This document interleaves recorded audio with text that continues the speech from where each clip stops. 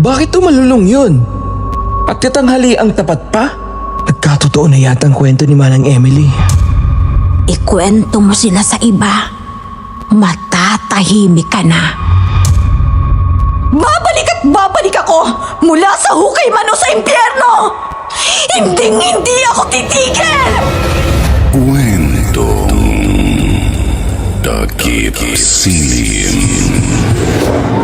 Para sa mga mahilig sa mga kwentong aswang, subaybayan ang aming bagong channel, Sitio Pangil. Pasukin ang nakakakilabot na mundo ng mga aswang. Like and subscribe. Sitio Pangil.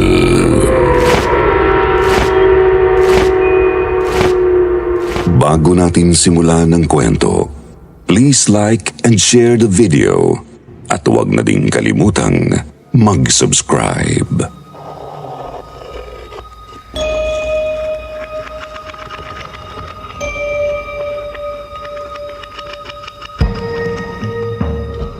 Magandang gabi po, Sir Jupiter. At sa lahat ng sumusubaybay sa inyong kilalang channel dito sa YouTube, ang Kwentong Takip Silim. Ipinagpapasalamat ko po na sa dami ng inyong letter senders ang akin pong liham ang inyong napili upang ibahagi. Itago nyo na lang po ako sa pangalang Eric. Taga Laguna po ako. Kasalukuyang nagtatrabaho sa isang bagong kumpanya sa Los Baños bilang customer service representative. Nitong nakaraang linggo, ang amin pong lalawigan ay sinalanta ng bagyo. Sakto naman na noong kalakasan ng hangin, napauwi ako sa amin sa San Pedro. Sa kapanahunan na binabayo po kami ng malalakas na hangin, napagdesisyonan po ng aming pamilya na magsama-sama sa lumang bahay ng aming lola. Dahil na rin sa walang kuryente, nagkayayaan po kaming magpipinsan na magkwentuhan ng mga kababalaghan at mga nakakatakot na karanasan. Naalala ko ang isang pangyayari na ibinahagi sa akin ng janitress ng kumpanya na dati kong pinagtatrabahuan sa Alabang. 2 taon na ang nakalilipas. Break time namin noon at napansin ko si Manang Emily na naglilipat ng mga kahon sa stockroom. Nagdesisyon ako na tulungan siya. Kahit pa ang sabi niya ay kaya naman daw niya. Nang natapos ko ang mga kahon na may kabigatan, hingal kabayo ako. Samantalang si Manang Emily parang wala lang.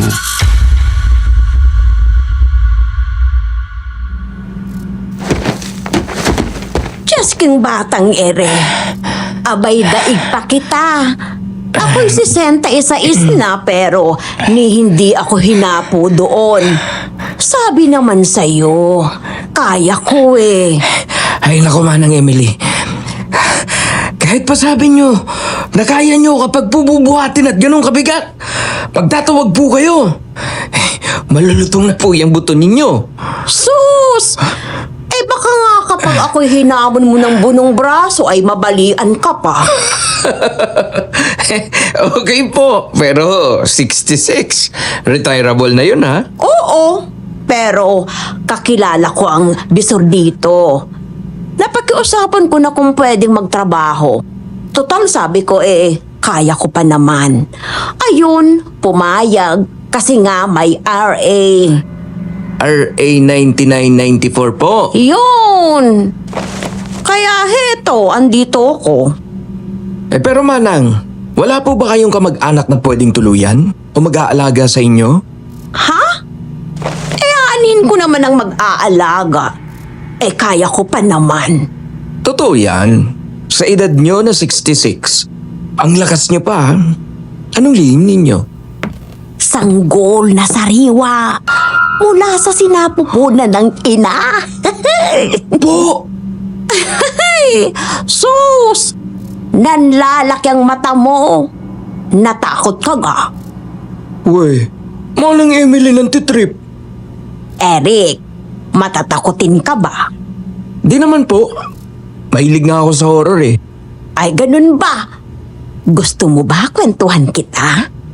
Sige po.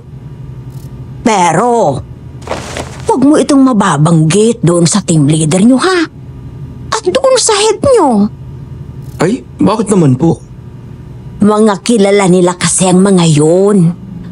Madami-dami na ding nawala sa kumpanyang ito matapos kong makwentuhan. Kung hindi nag-resign, ay nasipa. Bawal po magtanggal sa trabaho ng walang legal o balidong dahilan. Abay, kung walang ginawang tama o di kaya ay nakasasagabal na sa trabaho, hindi mo tatanggalin. Ano kaya yun? Para naman naghahabilan ng kwento matandang to eh. Hayaan na nga lang. Mahaba-haba pa naman ang break ko. Magandang pampalipas oras. Curious ako manang Emily. Simulan nyo na yung kwento para makarami tayo. Hala, sige.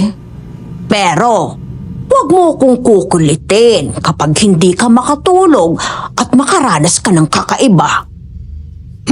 Ako pang hinamon. Binge-watch ko ng The Grudge, The Ring, pati ng buong linya ng Conjuring at Insidious. Chicken feed. Wala to.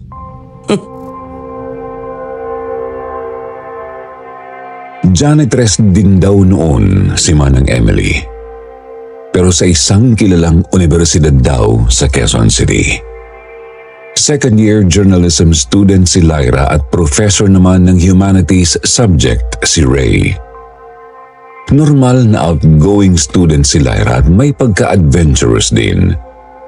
First year pa lang siya, sikat na siya dahil sa mga travel blogs niya na na-publish na sa tertiary school paper. Sa kabilang banda naman, si Ray, sikat na professor dahil bukod sa balitang mula sa mayamang pamilya, tall, fair, and handsome daw ito. Mabait din at sadyang magaling makihalubilo. Kaya naman kahit mahigit 30 na siya, madaming estudyante pa din ang may crush sa kanya. Hindi nila alintana ang laki ng agwat ng edad niya sa kanila. Biruan nga daw na hindi ito natanda. New Age vampire daw. Gayunpaman, balita din na may pagkamisteryoso daw ito na lalo lang dumagdag sa appeal niya sa mga kababaihan. Minsan habang naglilinis ng pasilyo, naabutan daw ni Manang Emily si Ray malapit sa registrar's office. May hinihintay. Narinig daw niya na nagsasalita ito at inakala pa niya na siya ang kausap.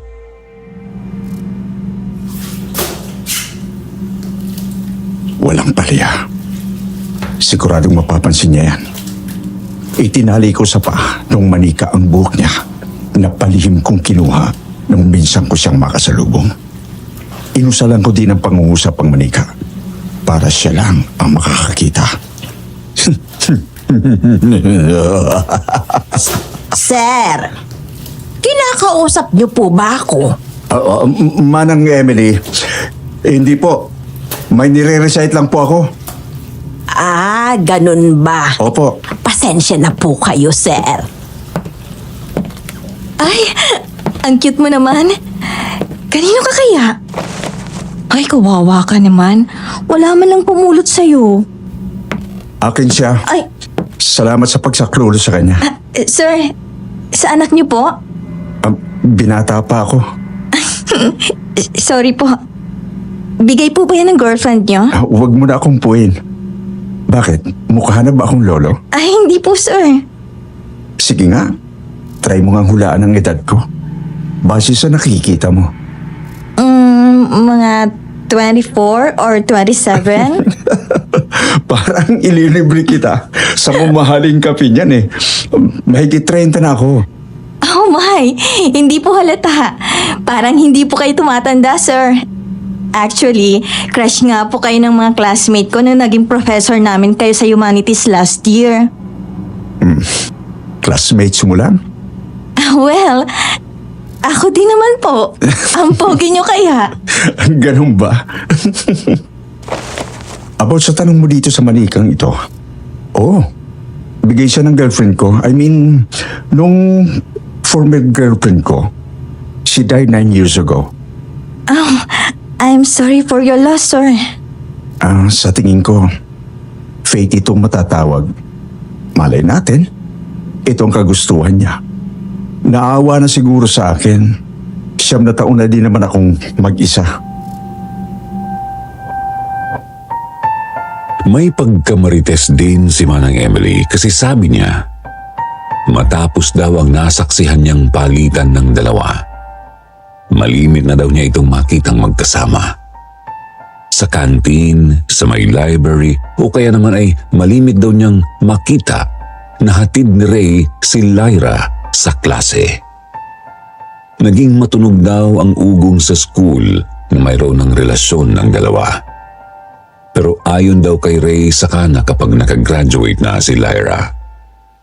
Napatunayan naman ng lahat na totoo nga ang sinasabi ni Ray dahil madalas daw magsabi ng hinaing si Lyra sa mga kaibigan na kahit anong pakyut niya kay Ray, ayaw daw nitong bumigay at maging sila. 18 si Lyra noon at 33 naman si Ray. May-December affair pero marami ang humanga dahil kailanman ay hindi sila nakitang gumawa ng taliwas sa moralidad. Kaswal ang kanilang samahan hanggang sa nakapagtapos si Lyra. Saksi pa ang lahat ng openly ay tanungin ito ni Ray kung pwede na niya itong maging girlfriend. Araw ng graduation nila noon at katatapos lang ng rites. Wow! Ang gaganda naman ng flowers. Puro long stem red roses pa talaga. Siyempre. Lyra, paano? Pwede na ba tayo? Noon pa man eh. Ikaw lang naman ang may ayaw kasi sabi mo, gusto mo na maging maayos ang school life ko. Pinapahalagan lang naman kita ng tama. Muntik na akong mainip. Ang dami pa nung pogi sa department namin. At ipinagpapasalamat ko ng sobra na hindi ka nagkagusto sa iba. Ulitin ko. Pwede na ba kitang maging girlfriend? Noon pa, Ray. Laging oo ang sagot ko.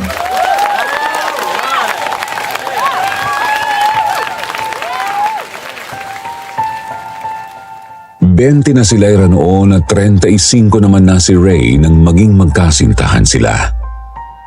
5 taon din daw naging mag-on yung dalawa. Siyempre nandun pa din si Ray sa school bilang professor habang si Lyra naman ay paruot parito sa iba't ibang lugar sa Pilipinas. Funded ng graduate school department ang bawat biyahe niya kung kaya't nadalaw pa din siya sa school. Di naglaon, nagpakasal na ang dalawa. Hindi din naging lihim sa buong universidad ang hirap nila upang makabuo ng anak.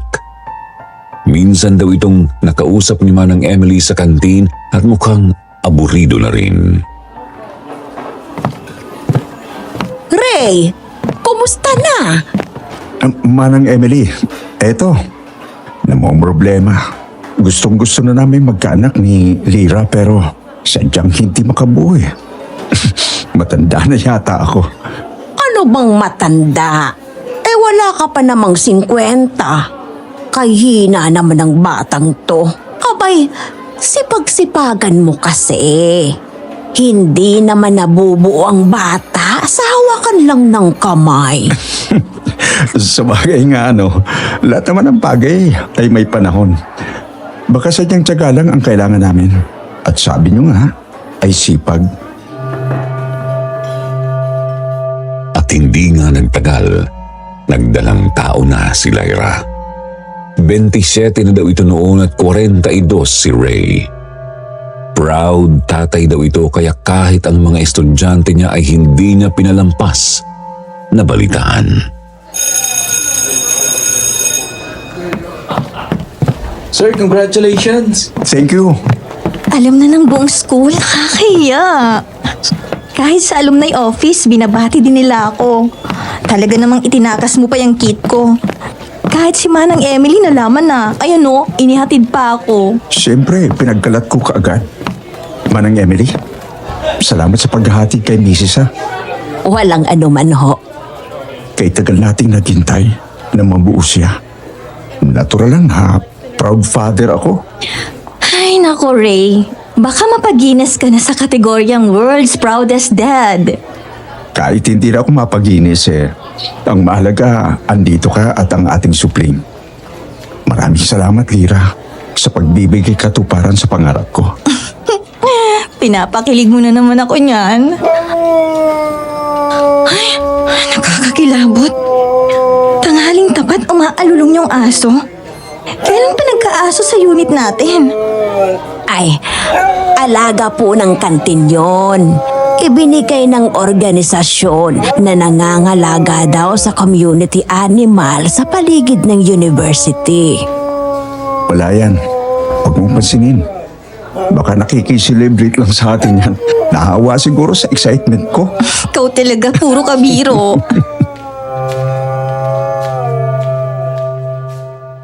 Pagkatapos daw noon, nabalitaan na nag-file for a week-long leave si Ray. Balak daw nito na ipasyal ang asawa niya.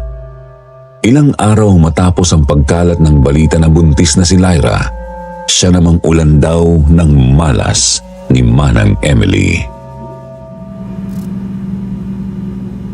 Anong kamalasan, Manang Emily? Aba sunod-sunod na nangamatay ang mga alagang community animals ng university. Sa kamalasan, ako ang napagbintangan na may gawa. Hindi nga ba? Sabi niyo kasi aswang kayo eh. Abay, lokong batang ito ha. Kung aswang man ako, hindi ko pag-e-interesan ng mga yon. Biro lang po. Chill. Pagkatapos po anyari. Ayon kay Manang Emily, napag-initan daw siya at tuluyang nawalan ng trabaho. Paalis na daw siya nang lapitan siya ni Ray at alukin na maging kasambahay nila. Wala naman daw masyadong gawain sa kanila, lahat ay halos di kuryente. May sarili ding tagalinis ng bahay na 3 beses sa isang linggo kung pumunta. Per kilo din ang labahan nila na pick up, dry fold and deliver ng laundromat service na contact nila.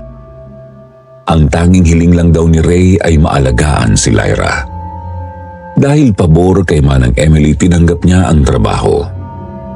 Isang gabi, sakto 1 linggo, sinorpresa ni Ray si Lyra.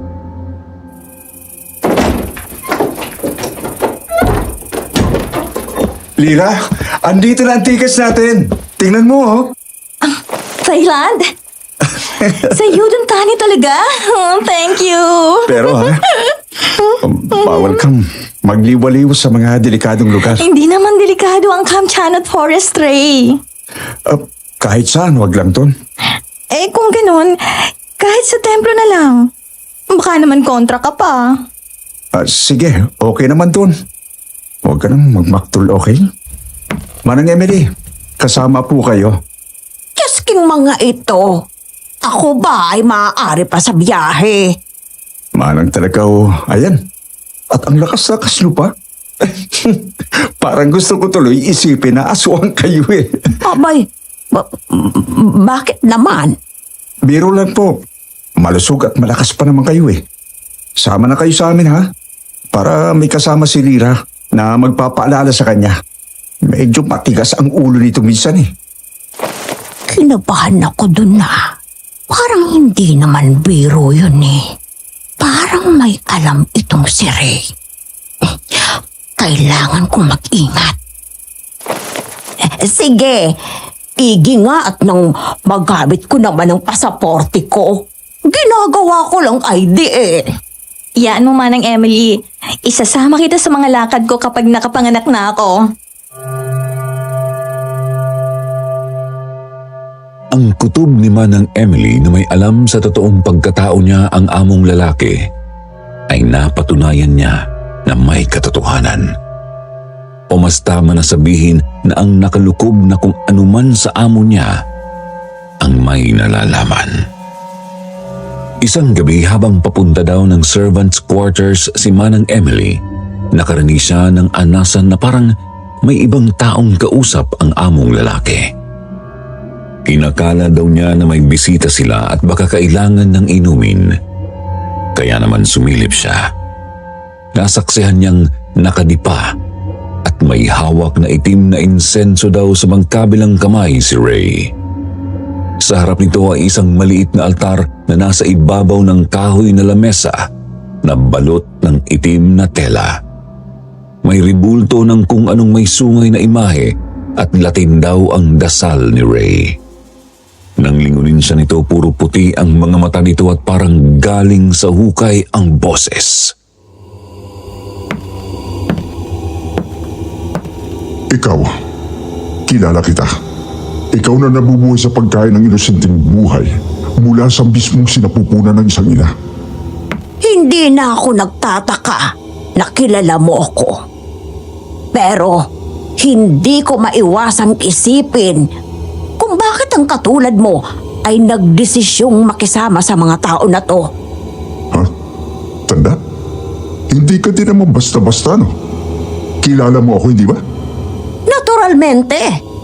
Ngunit hindi ko tatawagin ang pangalan mo. Kung ako, kampo ng kadiliman, ikaw mismo ang kadiliman. Kadiliman na nasa totoo mo ding katauhan. Malas mo lang na nag-cross muli ang landas natin. At ikaw napagbintangan sa kamatayan ng mga hayop. Kung ganon, ay ikaw ang nag-impluwensya sa lalaking yun upang kunin akong kasambahay. Para saan? Para may kaunting partida. Natural. Nakakatamad kapag madaling makuha ang gusto, hindi ba? Hindi naman talaga ako kompetensya, hindi ba? Tinitingnan mo kung makikilala ka. Kung maglalakas loob ako, napakialaman ang markadong iyon na. Matalino ka, Tanda. Mapanatili mo sana na nakalilibang ka para hindi ko mapagdesisyonan na dispatch kita. Nang umabot sa puntong yon ang kwento ni Manang Emily, hindi ko maiwasang naisipin kung anong koneksyon niya doon sa masamang espiritu na nakalukob sa amo niya. Kaya naman, nakatikatihan kong itanong. Manang Emily, hindi ko maiwasang mapansin na parang kilala ka nung masamang espiritu. Makikilala talaga ako noon. Alam mo kasi, Eric, noong kabataan ko, napasali ako pansumandali sa isang kulto-kultuhan. Dala ng kakulitan bilang teenager, sumubok kaming makialam ng mga lumang libro ng aking mga kabarkada. Umusal ng ilang Latin at Akala nyo cool yun? Tapos may natawag kayo na kung ano. hindi lang basta kung ano, Eric. Kahit biro, hindi mo na naising matawag ang ganong nilalang kung nasa matino kang pag-iisip. Pagkasabi sa akin ni Manang Emily ng ganoon, hindi na niya ito sinundan pa. Bagkus ay itinuloy na niya ang pagkakwento tungkol sa mag-asawa na pinagsilbihan niya. Kagaya nga ng napagkasunduan, isinama ni Lyra at Ray si Manang Emily sa overseas trip nila. Itinrato daw ni Manang Emily na parang anak niya si Lyra at palagi daw siyang nakaalalay dito at mas aligaga pa para sa nooy lampas isang buwan ng sanggol sa sinapupunan ni Lyra. Wala namang reklamo si Lyra, pero dala marahil ng paglilihi, madaling mag-init ang ulo nito kapag hindi masunod ang mga gusto.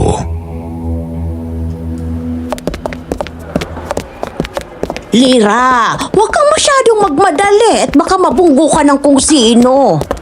Manang Emily naman, baka pwedeng tigil-tigilan mo muna ang pagiging aligaga mo sa akin. Kahit hanggang sa makabalik man lang tayo ng Pilipinas. Lyra, nag-aalala lang para sa iyo yung tao. Kalma ka lang. Pagpasensya mo na si Mrs. Manang Emily. Alam mo na, hindi yan sanay na natatali. Unang pagbubuntis din kasi. Nauunawaan ko naman, Ray. Ang sa akin lang bawas-bawasan. Abay, kahit ang boots ko hindi na ipinasuot. Hindi din niya ako pinayagan na mag-skinny jeans.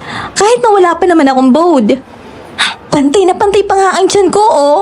Sad-sad na loafers lang ang pinasuot sa akin. Ano ako, Lola? Nasa Pilipinas pa tayo niyan, ha? Baka naman dalawa pa kayong magpapaka-Hitler sa akin pagdating sa Thailand. Huwag na lang kaya tayong lumakad. Bedrest niyo na lang kaya ako para sumaya kayo. Ang cute-cute talaga ng misis ko kapag nagmamakot. Huwag ka nang magalit, oh. Mahal ka lang namin. Kaya sobra ang aming concern sa'yo. Hindi naman ako galit. Kahit si Manang Emily, wala akong galit. Medyo irritable lang ako sa changes. Makakapag-adjust din naman ako, hayaan nyo. Salamat sa pagpapasensya nyo, ha? Wala yun. Naiintindihan kita. Huwag kang mag-alala. Kahit medyo tupakin ka sa ngayon, hindi magbabago ang pag-aalaga ko sa iyo. Flight na natin yun. Boarding na. Tara, at baka maiwan pa tayo. Lalo ka pang magtantrum. Baka paglabas ang baby natin yan ay nakasimangot. Magbukhang pitbull pa. Ayon kay Manang Emily, paboard na daw sila sa flight nila nang may nakasalubong daw sila na balbon na aso. Katakatakang titig na titig daw ito sa mga amo niya. Walang ano-ano'y umalulong ito nang napatapat kay Lyra.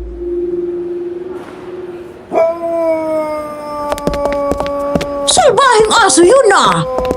Abay, sige sa alulong. Nabaliw na yata. Ano kaya nakain ng aso na yun? Sa akin pa talaga tumabat para umalulong? Hay naku, Lira. Huwag mong masyadong isipin yun. Baka makasama sa baby mo. Pihadong hindi naman talaga ikaw ang inaalulungan ng aso na yun. Kundi ang kasama natin. Oo nga naman, Lira. Masama sa baby ang stress at anxiety. Pero Manang Emily, anong ginawa mo dun sa aso? Tinitigan mo lang. Nahintakutan na. Ibang klase yun, ano? Ay naku, Ray, hindi ko din alam. Pero, sadyang kapag nakatitig ako sa kahit anong klaseng hayop, natatakot na lang sila bigla. Pihadong, hindi lang nag-iniyak yung aso. Kung ikaw ang humarap doon, naninalang ka. Ba? Parang gusto kong matutunan yan, ha? Ako din. Aba, at ang mga ito ako'y niloloko yata. Pagkukukuratin ko kayong dalawa.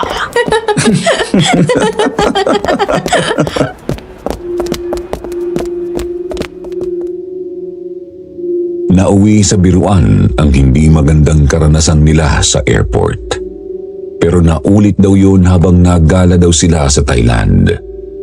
Hapon daw noon, mga bandang 2:00, habang pumasyal daw sila sa lugar malapit sa kanilang hotel, sabay-sabay umalulong ang mga aso sa mga kalapit na kabahayan. Kitang-kita daw nila na tila nang hilakbot ang mga taga doon. Naranasan pa daw nila na hindi pansinin ng may-ari ng tindahan nang may magustuhan silang souvenir. Parang takot daw ito na napuan ng kung anumang masamang bagay na bitbit nila. Nang subukan daw itong kausapin ni Ray, nagwasiwas pa ito ng mga kamay. Sira na din naman ang mood sa pagkala. Nagdesisyon na lang daw sila na kumain sa isang restaurant. Mainit daw ang ulo ni Lyra. Ay, hindi na nakakatuwa ito, Ray. Nakaka-stress. Imbis na juice ang inumin ko, dapat yata holy water. Huminahon ka, Lira. Coincidence lang yun. Paano akong hihinahon, Ray? Sabihin mo nga. At saka anong coincidence ka dyan? Daig ko pang sinusundan ni kamatayan. Tanghaling tapat, inaalulungan ako ng mga aso. Hindi lang sa Pilipinas, maging dito sa bakasyon natin. Nakita mo ba kung paano tayo ipagtabuyan ng may-ari ng tindahan? Daig pa natin ang may dalang dyablo. Lira, alam ko na nababahala ka.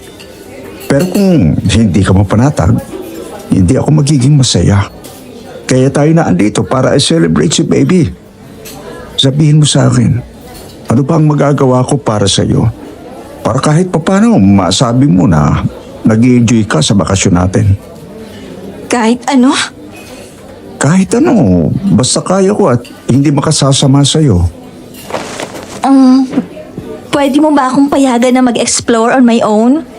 Tulad dati. I mean, may stuck ako sa bahay dahil sa pagbubuntis ko. Baka pwede. Kukuha lang ako ng pics, ilang memories para masabi ko lang na... Payag ako.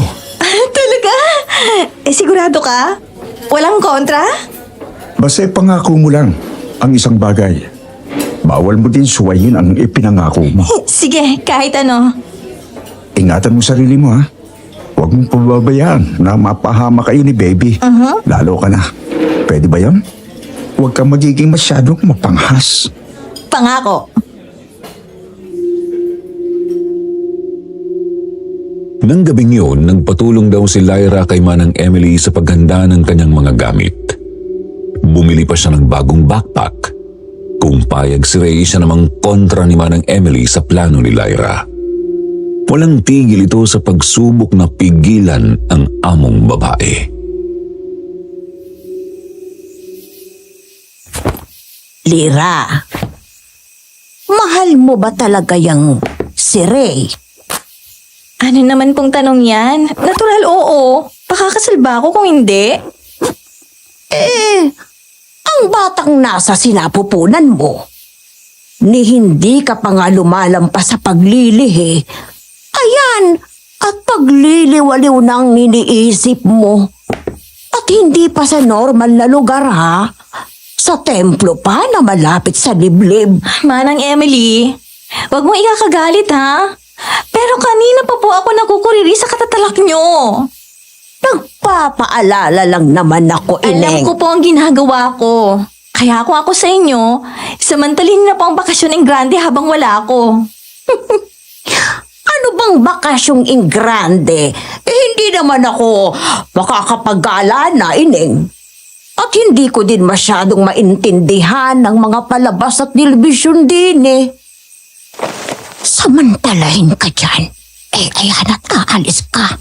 Ako'y nananakam na at iniisip paanong kakainin. Ubod ka naman ng gala. Hindi makakuha ng tamang tempo. Nang gabing yun, may nangyari daw na insidente. Nakakita daw ng malaking hayop na animoy ubod laki na pusang itim sina Lyra at Ray. Umastama na sabihing pinasok. Hangos daw sa kwarto niya si Ray at halos gibain ang pintuan ng kwarto niya. Manang Emily? Andiyan na! Saglit lang! Ibang klase ka din, ano? Kinaya mo ang dalawang hataw ng metal baseball bat sa mukha mo? Ingat ka sa susunod, ha? Baka basagin ko na talaga ang bungo mo.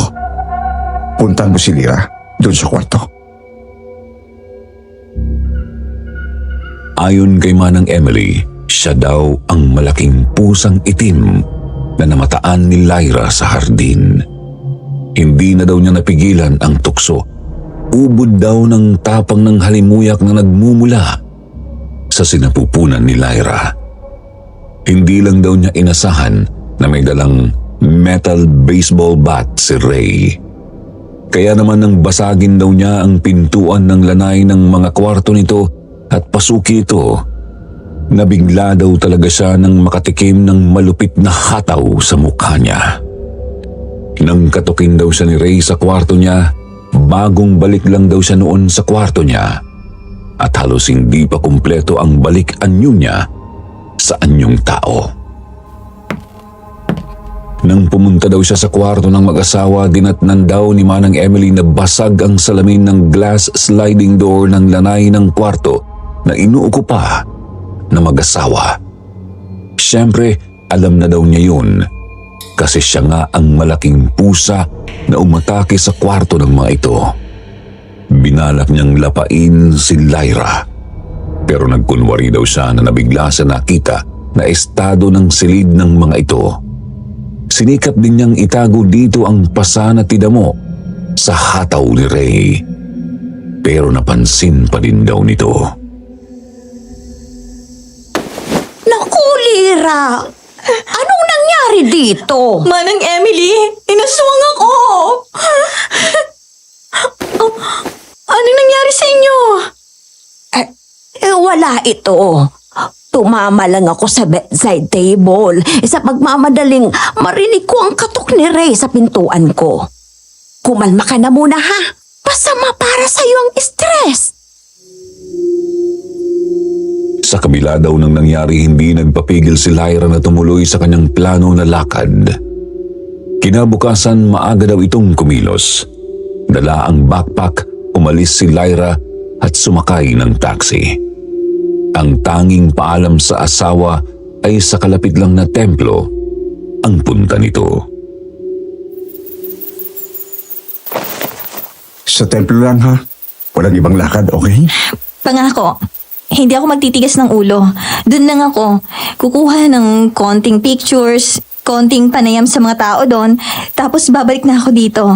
Malaya ka ng kuting-tingin ng camera ko pagbalik ko. Huwag kang pupunta sa liblib na lugar na malapit sa templo. Isumpa mo sa akin yan ha. Kapag may nangyaring masama sa'yo, magagalit talaga ako. Walang lambing-lambing na makakapagpakalma sa akin. Cross my heart, hope to die.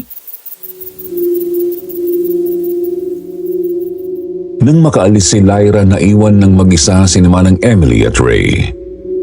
Bilang pakisama, inasikaso daw ni Manang Emily si Ray pero hindi inasahan ni Manang Emily ang ugali nito sa kanya habang wala si Lyra. Ray, anong agahan ang gusto mo? Ay nako, Jasking silirang to. Panayang bili na huwag daw kitang hahayaang malipasan ng gutom. Kagaya din ba ng di pagpapabaya sa gutom mo kagabi? Wala bang ibang buntis sa paligid ha? Anong sinasabi mo, Ray?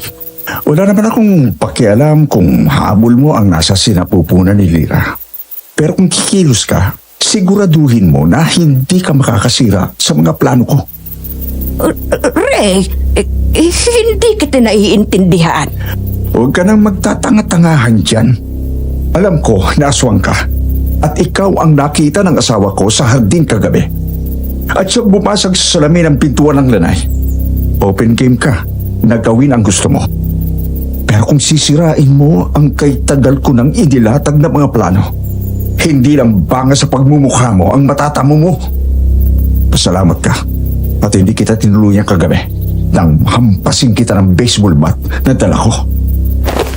Aking si Lyra. Tandaan mo yan. Aamin ako na nahintakutan ako, Sir Jupiter. Buong buhay ko sa mga comics at nobela ko lang naririnig ang mga aswang. Minsan kong narinig ang lola ko sa San Pedro na bumanggit na tunay daw ang mga aswang at di lang sa kapis na ninirahan. Pero winalawala ko yun. Sa isip ko, kwentong kutsero yun. Pero syempre hindi ako nagpahalata kay Manang Emily. Hindi pa din naman ako sigurado kung totoo ba ang kinikwento sa akin noong matanda.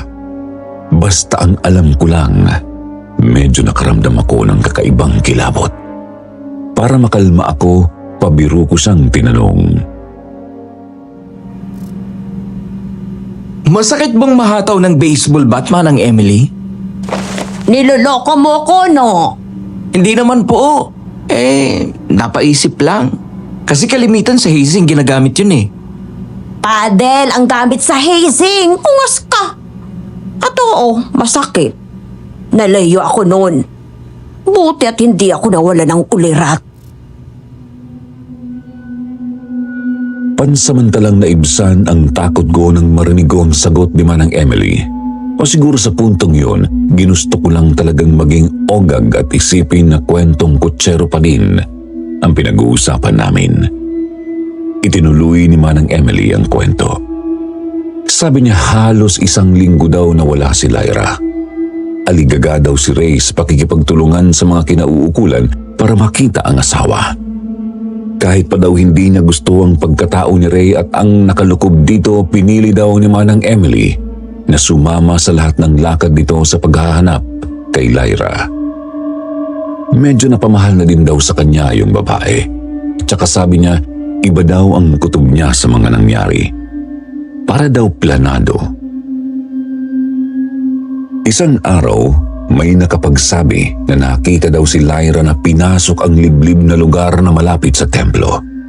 Nahirapan daw sila na makahingi ng tulong at makahikayat ng rescuers na pasukin ang liblib na puok dahil balita daw na isinumpa ang lugar na yon.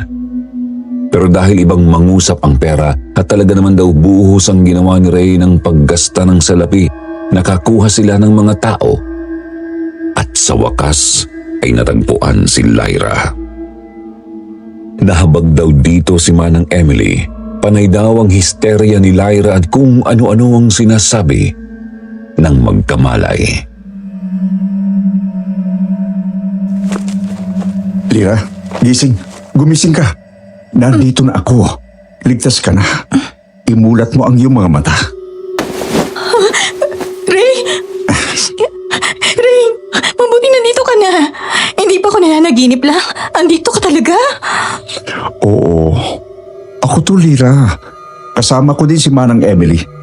Nahanap ka na din namin sa wakas. Halos 1 linggo ka nang nawawala. Buti at may daawa na taga-Karatig po at sinabing nakita ka daw na dumayo dito. Pinag-alala mo ako ng gusto. Ray! Patawarin mo ko. Ang ating anak. Hindi ko gusto na mapahamak siya. Huwag ka mag-alala. Ligtas siya. Ligtas?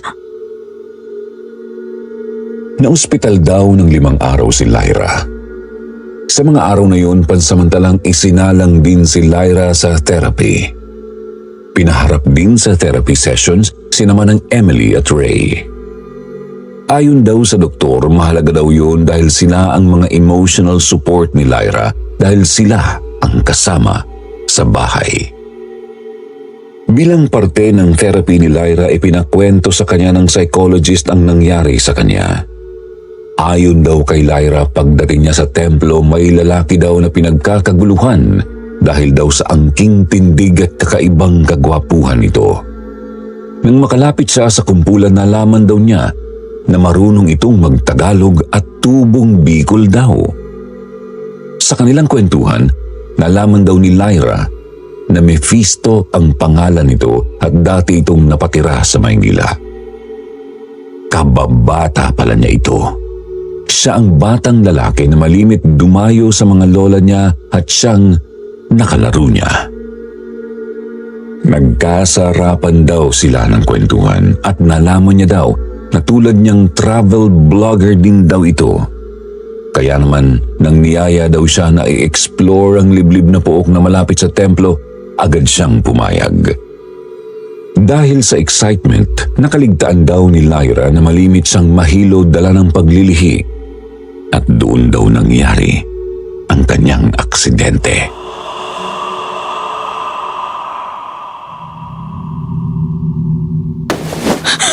Hindi ito maaari. Hindi ito maaari. Ray, patawarin mo ako. Ang ating anak. Siguradong ihiwalayan niya ako. Gaano man siya kabait, hindi niya ito mapapalampas. Anong gagawin ko? Kung may malaman, ano man ang kapalit, handa akong ibigay. Huwag lang mawala ang batang to. Walang himala, pero pwede kitang tulungan. Mephisto, andito ka pa. Hindi mo ako iniwan. At bakit naman kita iiwanan? Tayo magkasama. Natural lang na manatili ako sa tabi mo. Anyari sa'yo? Naliyo ako bigla.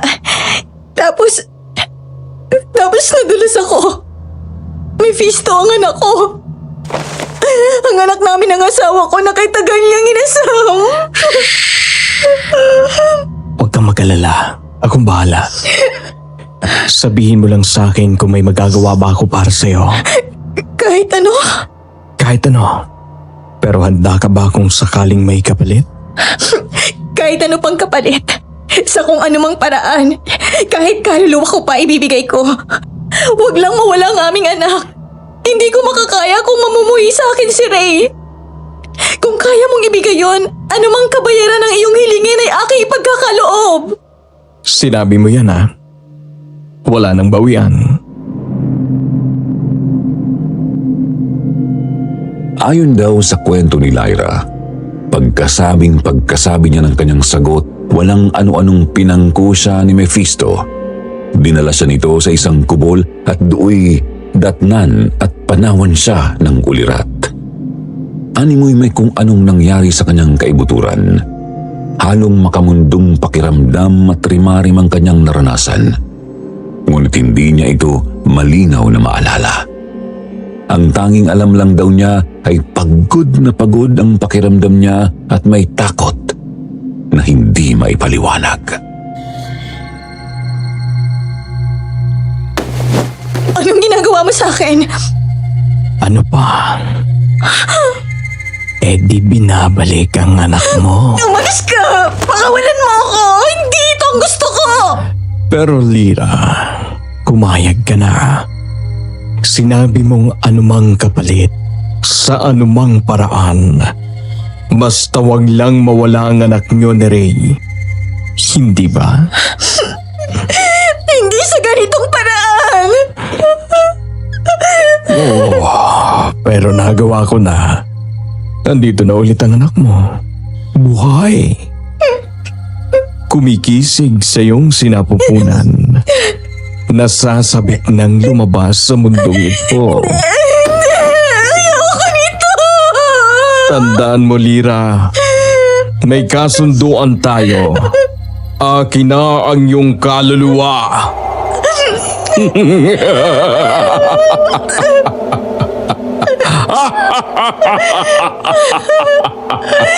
Ang kaluluwa mo ay pag-aari na ni Mephisto.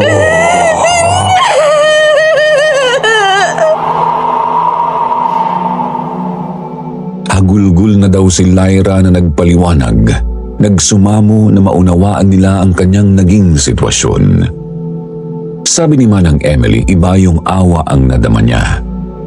Takot naman daw ang tumawid sa buong katawan niya nang mapagawi ang paningin niya sa sinapupunan nito.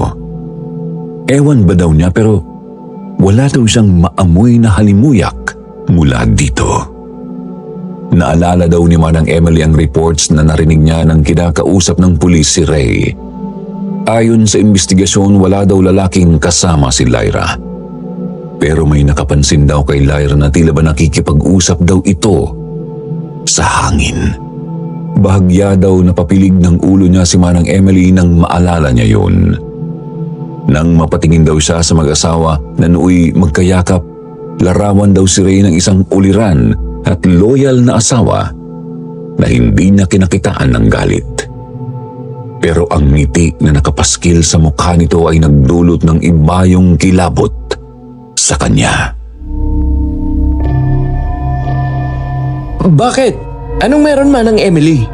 Aba kung makakita ka ng nakangising demonyo, hindi ka ba maaapektuhan? Na-discharge daw si Lyra makalipas ang 5 araw at sa wakas ay nakauwi na sila ng Pilipinas. Iniwasan na din daw niya na maging sobrang close kay Lyra. Talaga daw na iba ang pakiramdam niya. Tila daw bumaho din ang amoy nito. Nang minsang maiwan silang mag-isa ni Lyra sa bahay, napilitan daw siya na samahan itong matulog.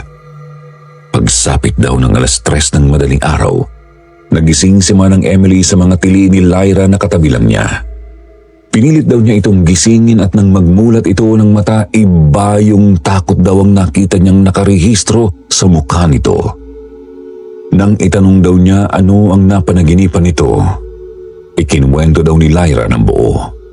Ayon sa kanya, nagbalik daw siya sa liblib na puok na yon. Nagkidlat daw at naalulong ang mga aso at nandun daw si Mephisto.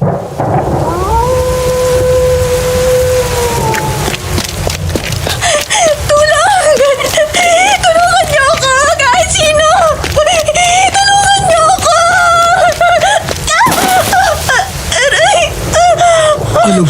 mo dyan? Halika! Tumayo ka! Ikaw! Anong ginagawa mo dito? Tinutulungan ka. Natural. Humihingi ka ng tulong, di ba? Hindi ito totoo! Nakakasakit ka naman. Hindi ba't ako din ang tumulong sa'yo noon? Huwag kang lalapit! Hindi kita nais makita pa! Umalis ka! Nasasaktan ako sa sinasabi mo. Nalimutan mo na ba ang mga araw na pinagsaluhan natin? Paano mo kung itataboy? Ngayong pag-ahari kita.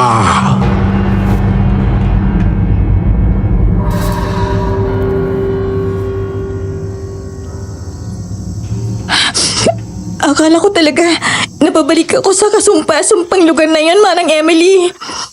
Salamat po at ginising niyo ako. O siya, kumalma ka. Pagkatapos ay sikapin mong makabalik sa tulog. Huwag kang mag-alala at sasamahan kita habang wala si Ray. Wala daw gabi na hindi naghisterya si Lyra. Malimit daw na magulat si Manang Emily sa tili ni Lyra lalo at kalagitnaan ng madaling araw. May mga gabi na siya ang kasama ni Lyra, ngunit kalimitan si Ray daw ang kasama nito. Isang umaga, 3 buwan ng pagdadalang tao ni Lyra na puno ang buong kabahayan ng tili nito. Naiwan kasi itong mag-isa sa kwarto. Si Manang Emily daw ay naghahanda ng umagahan noon kaya nasa kusina. Habang si Ray daw noon ay lumabas para kunin ang dyaryo sa labas. Inabutan daw nila si Lyra na nasa salas na at nagtititili.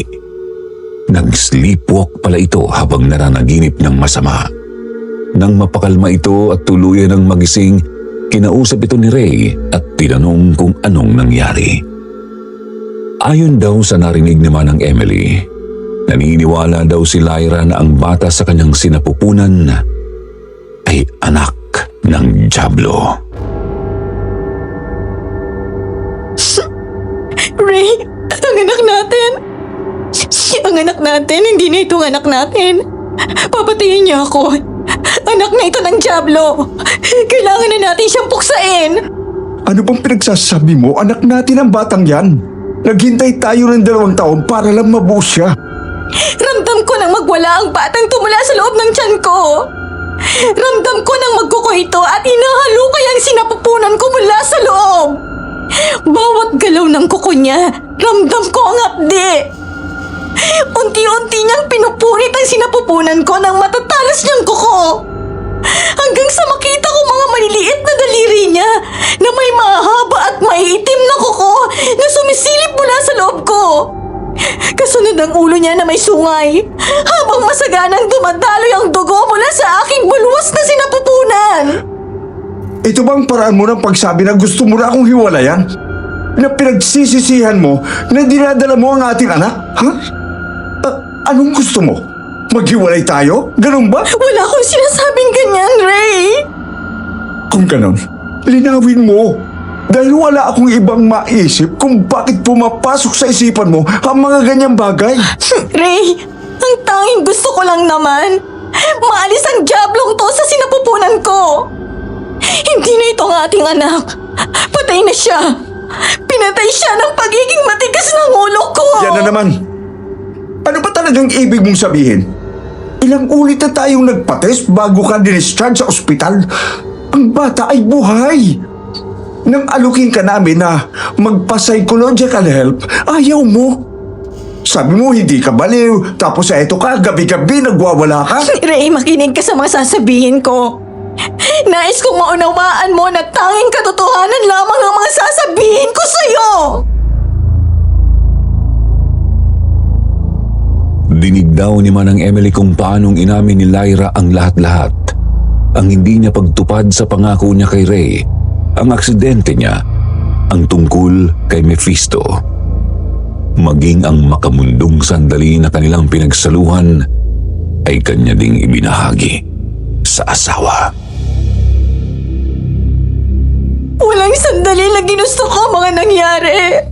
Diring-diri ako sa sarili ko. Naintindihan ko. Iwaksi mo na sa isip mo ang masamang bagay na yan. Naniniwala akong anak natin ang batang yan. At dala lang ng trauma mo sa liblib na puok na yon, ang mga napanaginipan mo. Paano kung anak nga ng diablong batang ito? Paano kung talagang namatay na ang anak natin? Na hindi na siya ito? Lira, mabuti pa. Itulog mo na muna yan. Nandito lang ako sa tabi mo. Hindi kita iiwanan. At para hindi ka matakot, hawakan ko ang kamay mo habang natutulog ka. Kung gusto mo naman sa tuwing tutulog ka, ganito ang gagawin natin. Hindi ako magsasawa. Magkasama natin nga harapin ito. Hindi ka na pagalit. Ayoko maghiwalay tayo. Mahal na mahal kita, Ray. Ganon din naman ako sa iyo, Lira. Mahalaga ka sa akin. Matapos daw na magkaayos ang dalawa, nakatulog daw si Lyra sa sofa habang nakaunan sa kanlungan ni Ray. Nasaksihan daw ni Manang Emily kung paanong lumabas ang tunay na kulay ni Ray. Sa wakas, nagkatagpo na din pala kayo ni Mephisto. Magaling, Lira. Hindi mo ako binigo. Hindi maglalaon ay maibibigay na niya sa akin ang kanyang ipinangako. Mephisto? Sabi naman sa'yo, walang pailya ang mga plano ko. Bilib ka na ba? Hindi ako normal na tao lang. Ako si Ray. Ang sinabi ko ay sinabi ko. Akala ko, masama na ako. May mas malala pa pala sa akin. Ha? Wag mo akong ikukumpara sa iyo, Aswang. Kumpara sa akin, mababa ka lang na uri na ninalan. Pasalamat ka. At hinahayaan lang kita dyan. Hindi talaga tayo magkatulad. Paano mong naatim na maging malambing sa kanya? Gayong simulat sa Paul ay isinanla mo ng kaluluwa niya sa demonyo. Hindi na rin naman lugi si Lira sa akin, ha? Lahat ibinigay ko sa kanya, pagmamahal, atensyon, buhay na masagana. Tsaka ako siya kinintay. Maliit na bagay kung tutuusin ang hinihiling ko sa kanya. Nakapalit. Ibang klase ka ng kasamaan, Ray. Masahol ka pa sa diablong kinontrata mo. Kailan pa? Noon bang ikasal kayo? O noong panahon na magkabunggo kayo sa school kung saan pinulot niya ang manikang pag-aari mo? Mula pa noong 9 na taong gulang si Lira.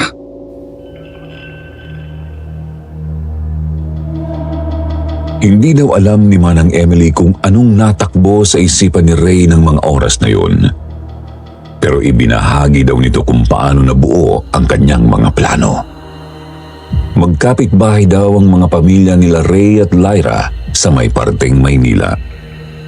Namatay daw ang girlfriend ni Ray nang ito ay mabalian ng lieg dahil sa pagkakahulog sa hagdan. Naitulak daw ito ni Ray sa gitna ng kanilang masidhing away. Dala ng konsensya, hindi siya matahimik. Nag-aral siya ng tungkol sa okultismo at doon nakakita ng manika na kung tawagin ay hinagami. Ang naturang manika daw ay gawa sa tela na puno ng lupa mula sa sementeryo. Pagkatapos tahiin, kailangan na ito ay iwanan sa daanan ng tao at hayaang maapakan ng 1,000 beses ng mga nagdaraan. Sa wakas, kumpleto na ang aking hinagami. Ngayon, hinihiling ko sa iyo na ibalik mo sa akin ang kasintahan ko na si Sheila.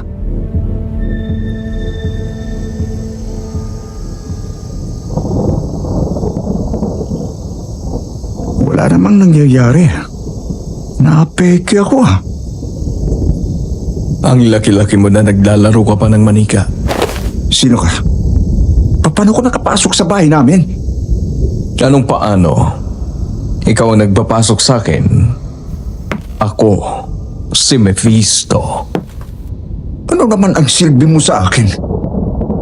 Ang itanong mo ay kung ano bang maibibigay mo sa akin para maibigay ko sa iyo ang iyong nais. Kung ikaw nga si Mephisto, wala kang ibang dais kung hindi kaluluwang alay. Oo. Subalit depende pa rin kung gugustuhin ko. Paano kung kaluluwa ng iba? Maaari naman. Pero hindi pwede ang basta na lang kaluluwa ng kung sino. Kailangang mahalaga sa iyo. At pangalawa, kailangan kusang ialok o ibigay sa akin ng taong yon ang kaluluwa niya. Pwede na ba ang batang yun sa tapat ng bahay namin? Lira ang pangalan niya. Mahalaga ba siya sa iyo? Pwede ko siyang gawing mahalaga sa akin. Masyado pa siyang bata. Kung ganun, makapaghihintay ka ba? Ngayon lang ako nakatagpo ng taong kagaya mo.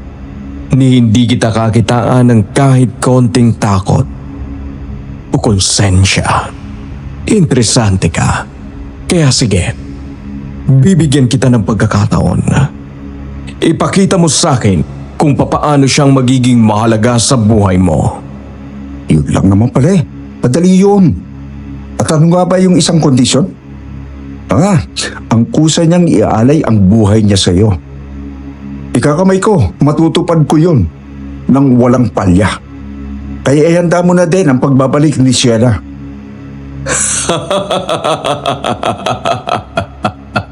Aantabayanan ko yan.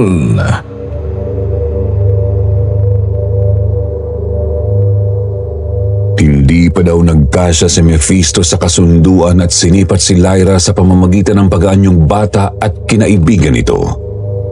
Halos araw-araw nakipaglaro si Mephisto kay Lyra hanggang sa lumipat ang mga ito sa Quezon City.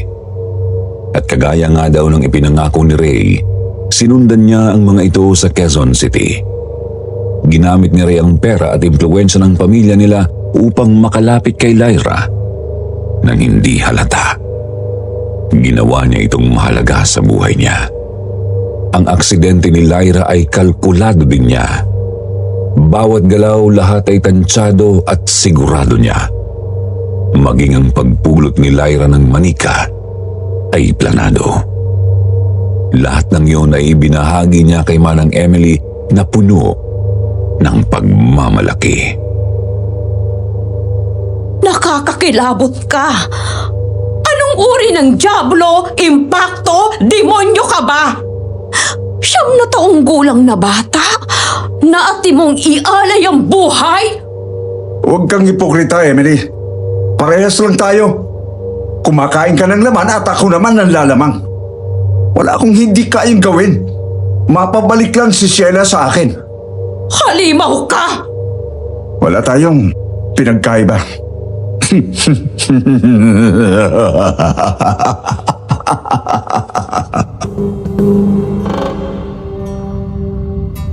Nang manganak daw si Lyra, umalis na si Manang Emily sa poder ng mag-asawa at napadpad na sa kumpanya namin sa Alabang. Nang matapos niya ang istorya niya, hindi ko maintindihan, para akong nilamig kahit pa naka-jacket naman ako. Parang pakiramdam ko may nakamasid sa akin kahit wala. Para mapanatag, minarapat ko na kaswal na magkomento sa kwento niya. Alis ng masamang pakiramdam ba? Ang wild naman ang istorya mo, Manang Emily. Hanggang ngayon, nananalangin ako na huwag kong makakasalubong sa daan si Ray o kahit pa si Lyra. Kita nyo nga naman, Manang Emily.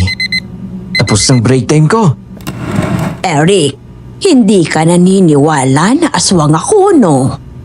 Manang Emily, kahit batang maliit, hindi maniniwala sa inyo eh. Hindi ka man maniwala na tunay akong aswang. Sa istorya ni Lyra at Ray, hindi pwedeng hindi ka maniwala. Manang Emily, ang kwento ay kwento lang, no? Huwag nating siseryosohin. Pero maraming salamat po sa kwento. Nalibang ako. Nawala din ang antok. Medyo naapektuhan na din po ako sa totoo lang. Paano ba namang hindi? Para bang may kakaibang kinang ang mata ni Manang Emily. Para bang gusto niyang sabihin sa akin na wala akong choice kundi maniwala. Pabalik na ako sa unit ko nang bigla niya akong hawakan sa braso. Nalimutan kong sabihin kung bakit iniiwasan na pag-usapan ang istorya ng dalawang yun. Bakit po? Ano bang meron? Ang sino mang bumanggit sa kanila o di kaya ay makwentuhan ang istorya nila, pinagpapakitaan ni Lira sa loob ng 13 araw. Sinasabing wakwak daw ang sinapupunan nito at hinahanap ang anak niya. Malalaman mo na magpapakita si Lira kapag nakakita ka ng lumang maliit na ragdal sa daan. Pagkatapos ay aalulong ang aso sa katanghaliang tapat.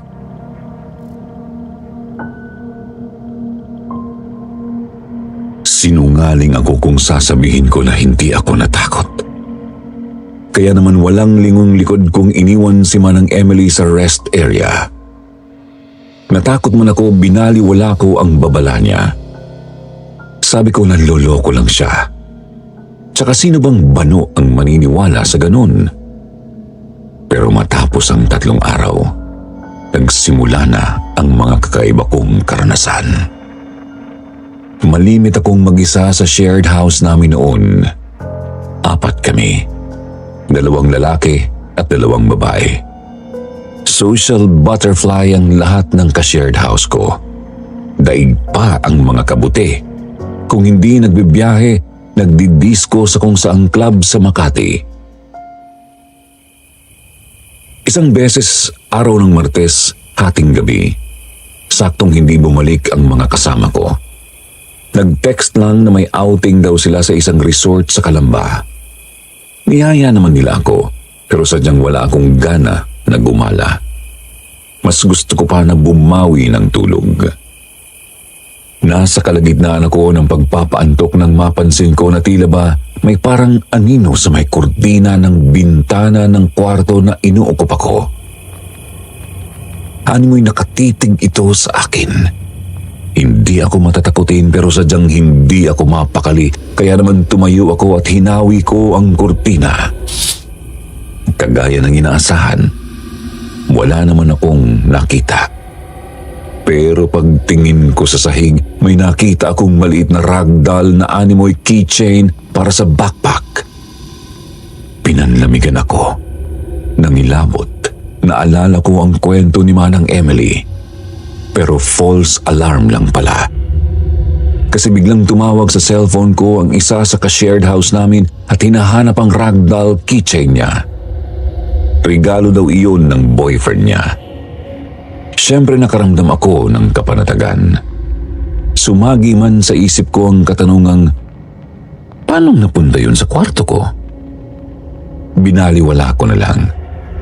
Ang tanging tinutukan ko ng pansin ay natakot ako para sa wala. Pero hindi pala yun wala lang.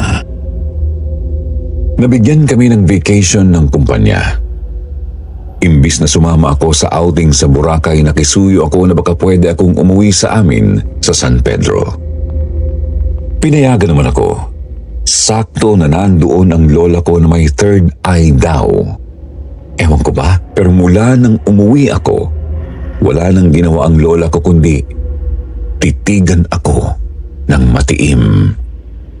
Minsan, lampas pa ang tingin para bang may ibang nakikita sa akin. Di yung tipong may katabi o kasunod ako na siya lang ang nakakakita. Natapos ang 1 linggong bakasyon ko. Nang magmano ako sa lola ko bago ako umalis, may sinabi siya sa akin na ikinabigla ko. Sabi niya pagkabalik ko daw sa shared house namin, dumiretso daw agad ako sa simbahan. Sikapin din daw na magkapagmano sa pari at magsaboy din daw ako ng asin sa ilalim ng higaan ko pagkarating ko. Siyempre, nawirduhan ako sa kanya. Di naman sa dating ganoon pero ang pagwawalang bahala ko na yun pala, pagsisisihan ko. Sa jeep nakakita na naman ako ng ragdoll. Ipinagtanong ko kung kanino yun pero wala ni isa man ang tumanggap ng naturang bagay. Isang mama ang kumuha noon sa akin at ng mabuting loob na itapon iyon sa basurahan. Kasi madumi na din naman daw tingnan. Walang kakaiba sana maliban sa pag-uwi ko sa shared house. Bayaran ng upa kaya pagdating ko nakaabang na ang may-ari. Dahil alam ng lahat na ako ang unang nandun, sa akin inihabili ng pag-aabot ng bayad. Biglang nag-alulong ang Siberian Husky na dala ng may-ari. Pinanindigan ako ng balahibo.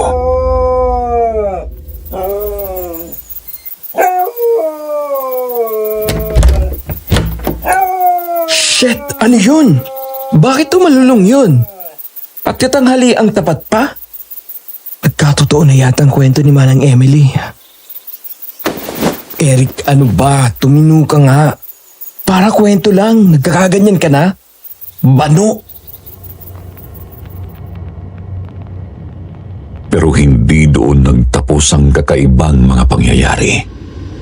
Kinagabihan, nag-iisa na naman ako. Inayos ko ang mga reports na dapat ipasa. Medyo groggy na ako kaya nagdesisyon ako na sumubsob ng kaunti sa work table ko para umidlip.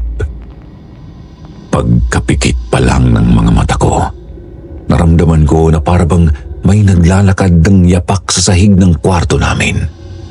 Tapos nakarinig ako ng parang may humihikbi. Nang magmulat ako, nakakita ako ng babae na duguan ang parting baywang. Pero mali ako. Hindi pala siya basta duguan. Wakwak ang kanyang bandang tiyan. Naalala ko ang kwento ni Manang Emily, pihadong si Lyra ito. Lumuluha siya, tila ba may sinasabi. Ang anak ko! Nakita mo bang anak ko? Wala sa akin ang anak mo! Ang anak ko! Ibalik mo sa akin ang anak ko! Nagising ako na basang-basa ng pawis. Parang may mga toro na natakbo sa loob ng puso ko. Pakiramdam ko umakyat ang puso ko hanggang sa aking lalamunan.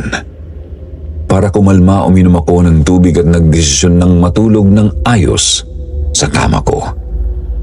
Subalit, maling desisyon yata ang ginawa ko.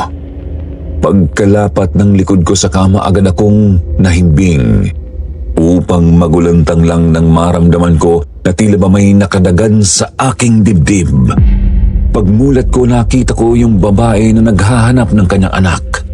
Si Lyra. Nanlilisik ang kanyang mga mata. Namumula, may ngiti sa kanyang labi na nagpatindig sa aking balahibo. May kakaiba din na amoy na nanggagaling sa kanya. Gustuhin ko man siyang itulak palayo, hindi ko magawa. Paralisado ang buong katawan ko. Alam mo ba kung saan niya dinala ang anak ko, ha? Hindi! Hindi ako makagalaw. Binabangungot ata ako. Kailangan magising ako. Hindi ito totoo. Nananaginip lang ako. Hindi! Hindi! Hindi! Hindi! Hindi! Hindi! Hindi! Hindi daw! Lahat kayo yan ang sagot sa akin! Hindi! Hindi maganda ito. Bangungot ito. Susubukan kong sumigaw. Tulungan niyo ako. Gisingin niyo ako kahit sino. Pero huwag kang mag-alala. Hindi mo naman talaga kailangan malaman eh. Hahanapin ko na lang siya. Anong ginagawa mo? Aray! Tigilan mo yan!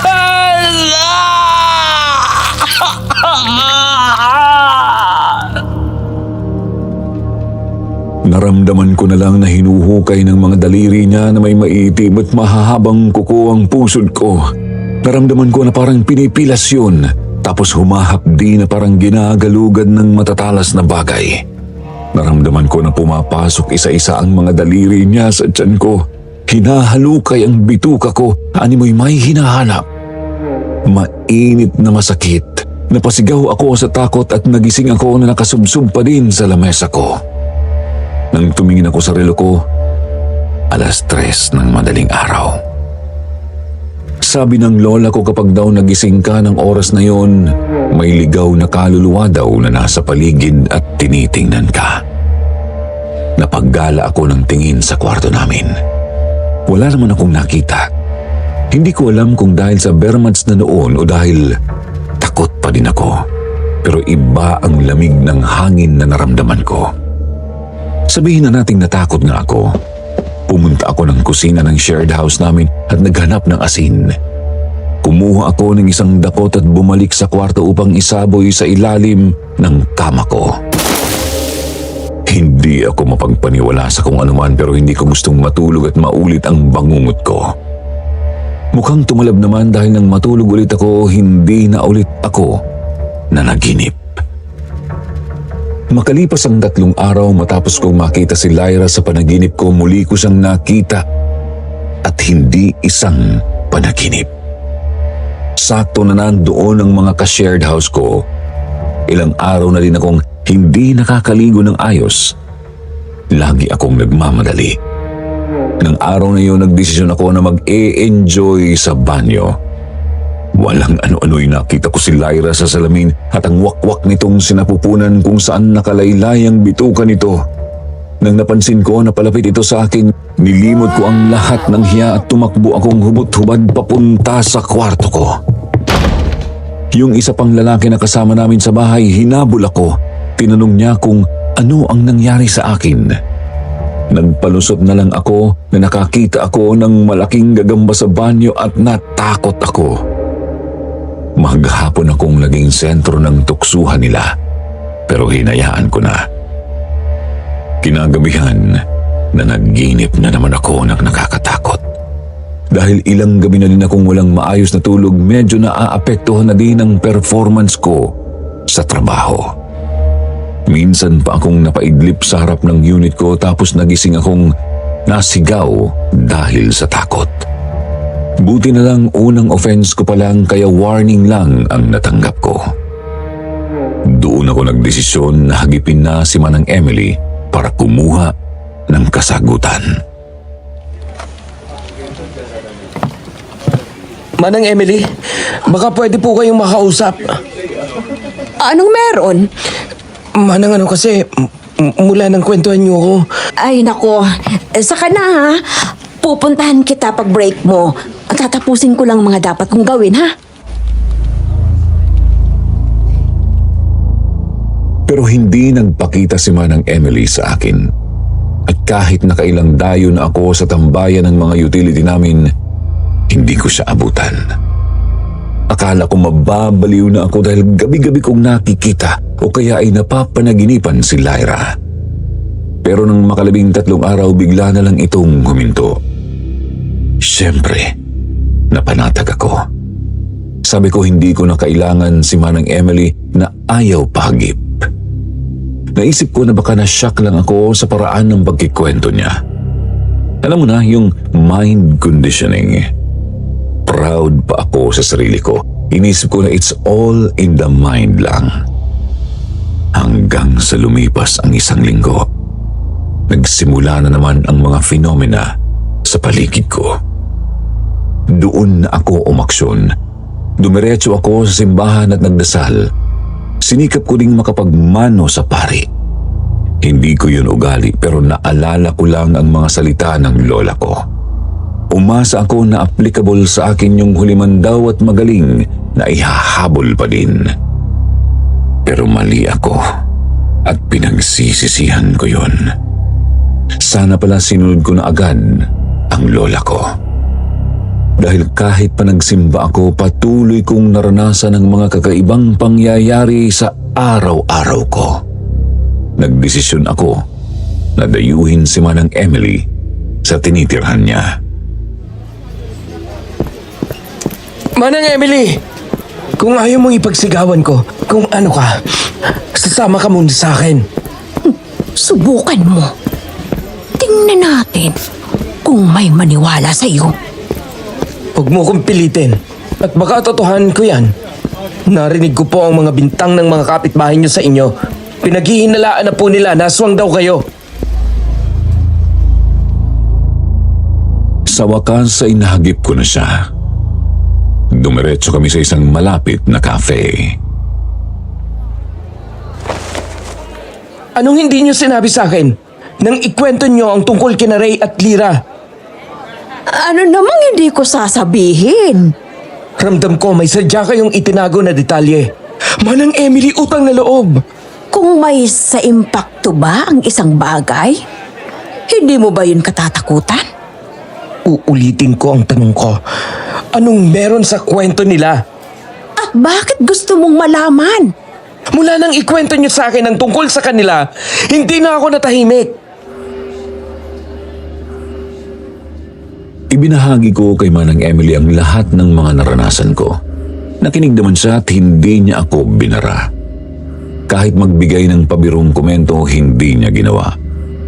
Pati na ang di ko pagsunod sa bilin niya. Na sinubukan ko na magtanong sa head namin tungkol kay Lyra at Ray. Nang banggitin ko ang mga pangalan na yun, nasabon ako ng husto. Muntik pang mabigyan ng memo sa pagkakalat daw ng kung anong kwentong katatakutan. Kinahapunan nakita ko na nagdala ng pari ang boss namin at pinabasbasan ng buong office. Matapos noon, mahigpit akong binalaan ng boss namin na wag na daw babanggitin ang mga pangalan na yon nang hindi din niya sinasambit ang mga pangalan nila. Nang matapos ako, nakatitig lang sa akin si Manang Emily. Ano?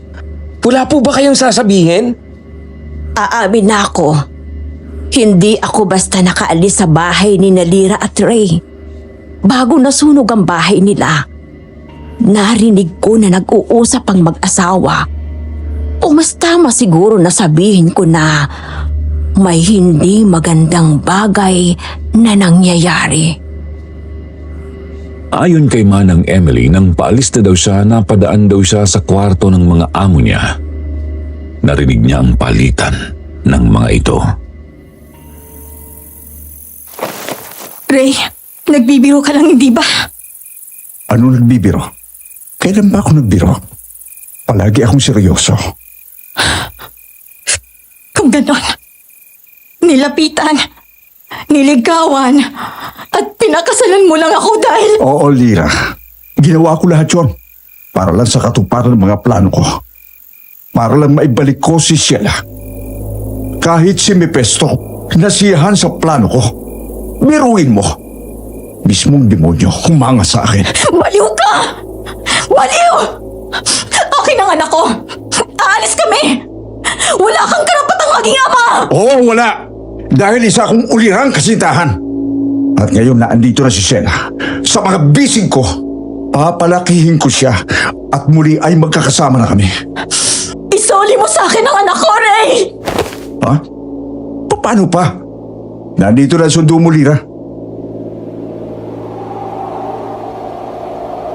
Lumamig ang paligid at nangamoy asupre daw ang buong kabahayan. Hindi daw maipaliwanag na kilabot ang nadama ni Manang Emily.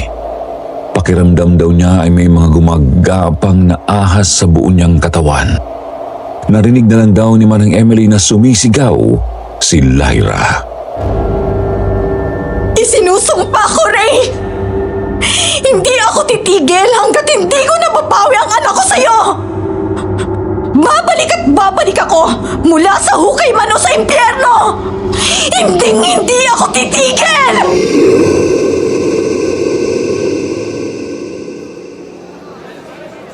Tapos, Anong tapos ka dyan? Natural na takot ako. Kaya naman nanakbo na ako, dala ang aking mga gamit. Pagkatapos noon, sumabog na ang balitang nasunog ang bahay nila. Lahat ba ng kwentuhan mo dumadanas ng dinadanas ko ngayon? Hindi lang ang mga kinuwentuhan ko.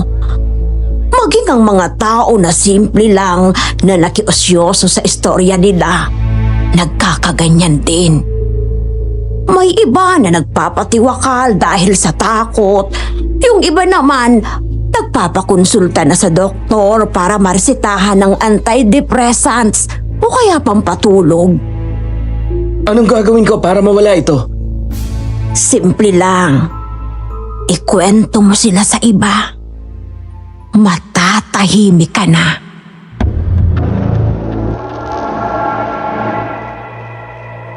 Inuulit ko po, hindi ako mapaniwalain sa mga kwentong nakakatakot pero iba kapag dinanas mo na talaga. Hindi ko man ito naikwento sa aking mga kamag-anak, nagdesisyon ako na dito na lang ibahagi. Hindi ko alam kung dahil sa mga simpleng pampatulog na reseta sa akin ng doktor ko pero pagkasulat ko po ng liham na ito, napanatag po ako. Bagay na hindi ko naranasan kahit pa noong lumipat na ako ng kumpanya. Sa mga nakapakinig ng aking istorya, hindi nyo naman kailangang maniwala. Pero hindi din naman makakasama na magdasal. Magsimba na din kayo at kung posible magmano sa pari. Magpabasbas na din kayo ng holy water sa ulo nyo. Mainam na din na agaran kayong magsaboy ng asin sa ilalim ng inyong mga higaan. Hanggang dito na lang po, Sir Jupiter. At ngayon pa lang po, humihingi na ako ng paumanhin sa lahat ng nakarinig sa aking kwentong ibinahagi. Maraming salamat po.